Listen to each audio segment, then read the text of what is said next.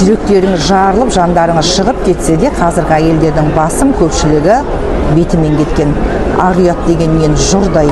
Қарындары қампиып қыздар төркіндеріне барып, тіпті әкелеріне немерелері болатындықтарына сүйінші сұрап, әкесінің ағаларының алдында қарындарын ашып, гендер патри жасап жатады.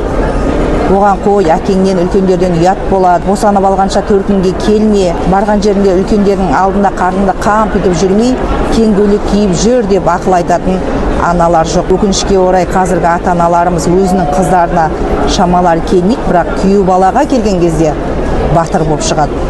Не менің қызым барған жерінде үндемей барлығына шыдап өліп кете беру керек па деп жарысып жатқандар. Сіздер біліп қойыңыздар, керісінше қыздарыңыз шыдай алмағандықтан отбасылық өмірге және жол көрсеткен, ақыл айтқан үлкендердің сөзін көтере алмағандықтан өмірлері қор болып жатыр. Қазақта шыдаған шыңға жетеді. Сабыр түбі сары алтын деген жақсы сөздер бар. Біздің барлығымыздың, өздеріңіздің де әкелеріңіздің қаһарлы, аналарыңыздың дана болғандығы осы шыдағанның арқасы екенін біліп жүріңіздер.